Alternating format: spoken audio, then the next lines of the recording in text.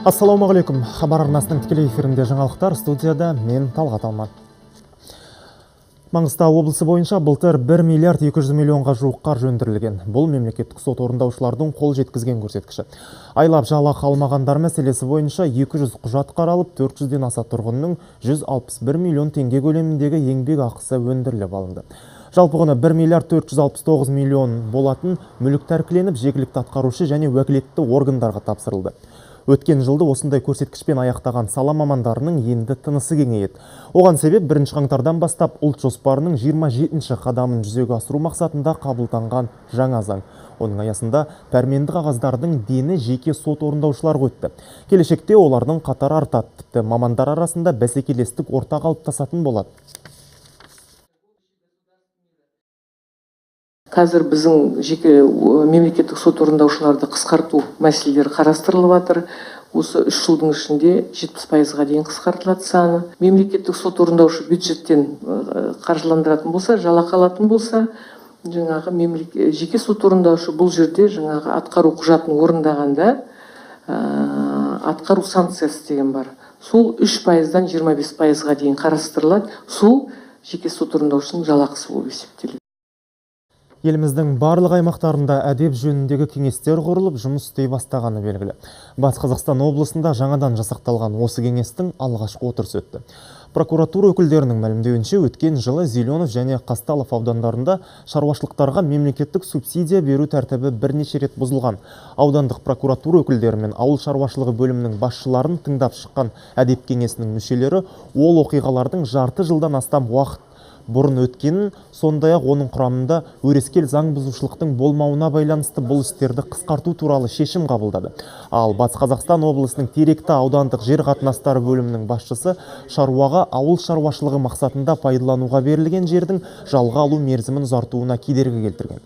Прокуратураның араласуы арқасында ол жер шаруаға қайтарылып берілді. Прокуратураның ұсынысы бойынша келіп түскен материал болғандықтан, соны жан-жақты талқылап, бұл жерде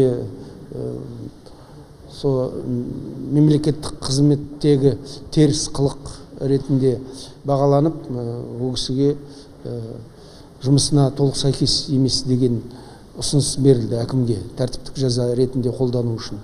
Жалпы бұл жерде ол жеке кәсіпкердің құқығын бұзды деген оған айып тағылып отыр. Шет мемлекетке кеткен азаматтар баласының отбасының алдындағы жауапкершіліктен құтылмайтын болады. Бұл туралы бүгін Сенаттың конституциялық заңнама, сот жүйесі және құқық қорғау органдары комитетінің кеңейтілген отырысында сенатор Бекназаров мәлім етті. Отырыс барысында балаларға алименттерді және отбасын күтіп бағудың басқа да нысандарын өндіріп алудың халықаралық тәртібі туралы конвенцияны ратификациялау туралы заң жобасы талқыланған болатын. Конвенция Қазақстан тарапынан қолдау табуы тиіс деп есептеймін. Біз қазір әлде қайда кеңейтілген, жаһанданған әлемде өмір сүріп жатырмыз, деді Бекназаров. Сирияның Дамаск қаласында 4-1 жарылыс болып, 83 адам құрбан болды. Жараланғандар саны 170-тен асты. Лаңкестік әрекеттер шииттер ауданында болған. Жергілікті полиция өкілдерінің мәліметінше 3 жарылысты жанкештілер ұйымдастырса, 4-де содырлар жарылғыш орнатылған көлікті жарып жіберген. Сондай-ақ осыған дейін елдің Хомс қаласында да теракт болып, 57 адамның өмірін жалмаған еді. Шаһарлардағы қанды оқиғалар үшін жауапкершілікті Ирак пен Ливант лаңкестер алып отыр. Қазіргі кезде 2 қаладағы теракттардан опат болғандар саны 140 адамнан асып отыр. Ал Анкарадағы қанды оқиғаға қатысы бар деген күдікпен 21 адамға қатысты сот процесі басталды. Естеріңізде болса, 17 ақпанда ұйымдастырылған жарылыстан 28 адам құрбан болған еді. Елдің премьер-министрі Ахмет Даутоғлы лаңкестік әрекетке кінәлі деген күдікпен 22 адамның құрықталғанын айтты.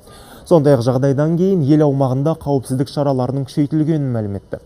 Өткен жұмада елдегі күрттер жұмысшы партиясы лаңкестік әрекетті өз мойнына алған болатын.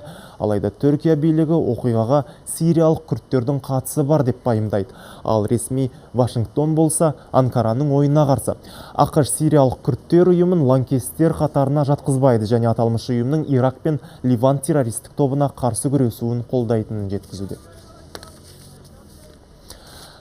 ақштың Мичиган штатында көлік жүргізген күдікті көшедегі халыққа оқ жаудырып 7 адамды мерт қылды. Жараланғандар да бар.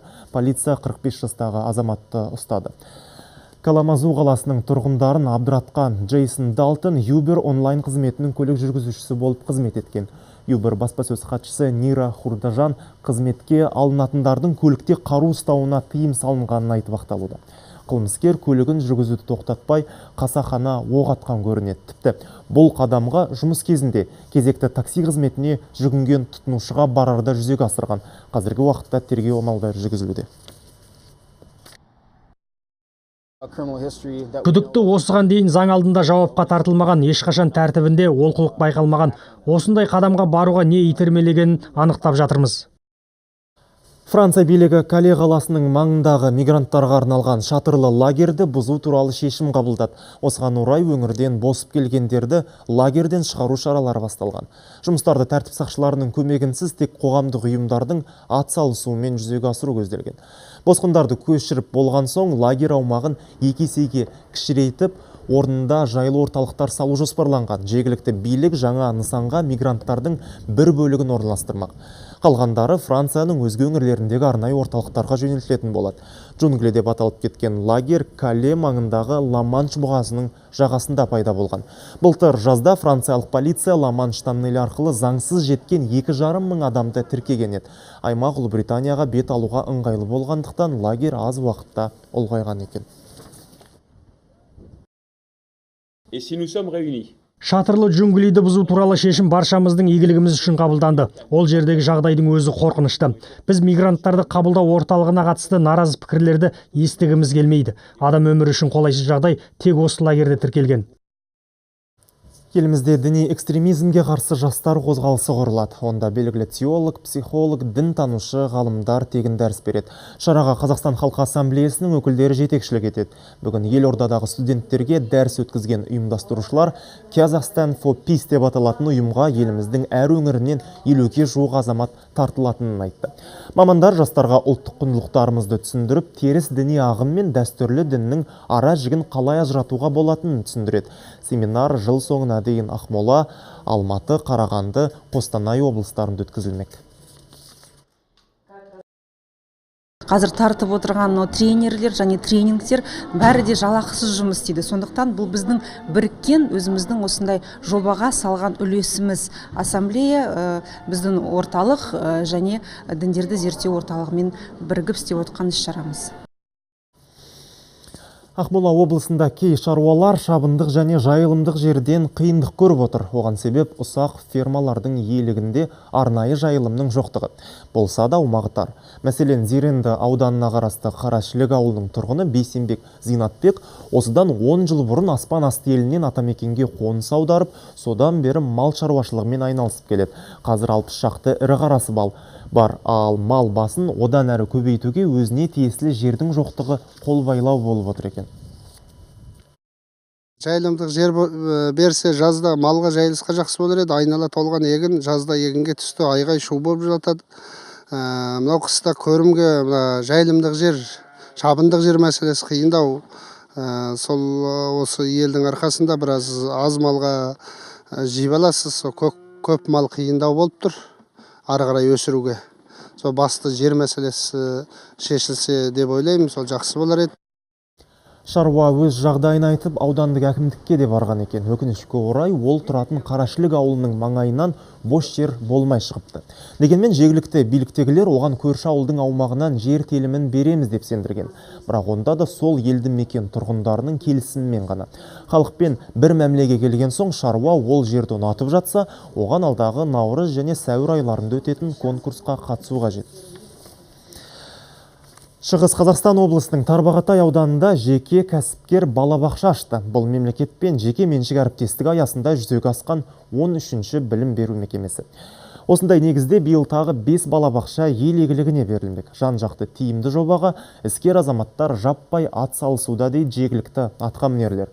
Толығырақ осы облыстағы тілшіміз Болат Көгенайұлы әңгімелейді. Жаңа балабақшаның тұсауын 83 жастағы кейуана, еңбек ардагері Фаузия әжей қиды. Мұнда үлкен мән жатыр. Еңбек елге сіңген ардақтана Ақсуатта 1938 жылы ашылған ең алғашқы балабақшаның түлегі. Әлді баладан, тауып алдым даладан. Балабақшасына мен 1938 жылы бардым. Аудан құрылғаннан кейін 2 жылдан кейін ашылды.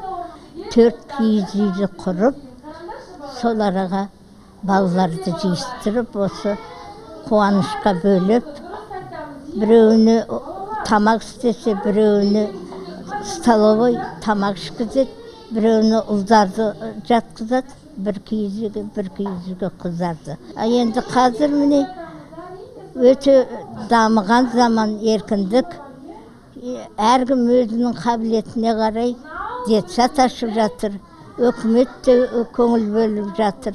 Өкімет дейтіміз әкімшілік қой, президентіміз.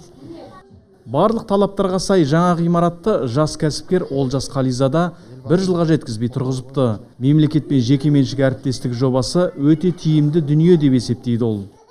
Елбасымыздың қолдауы бойынша балапан бағдарламасымен жұмыс істеп жатырмыз. Бұл балабақшада 20 адамдай жұмыс беріп отыр. 70 балаға арналған. Зданияны жаңағы кәсіпкер салады да, ал енді айлығын, жылуын, жаңағы электр энергиясын мемлекет төлейді. Соның арқасында біз 13 балабақша аштық. Ал енді былтырғы жылы біз жаңадан 2 балабақша салдық, тағы да одан қосымша. Сонда 15 болды.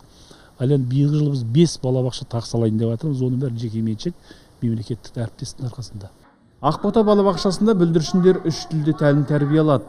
Сапалы білім, дәмді тағамдар, жан-жақты қамқорлық жас өркеннің еліміздің ертеңгі тірегіне айналу үшін кепіл болмақ. Болат Көкенайұлы, Медет Өмірханов, Берік Жобалайұлы, Хабар, Шығыс Қазақстан облысы, Тарбағатай ауданынан. Әзірге келіп түскен ақпараттар топтамасы осындай. Амандықта, саулықта жүздескенше.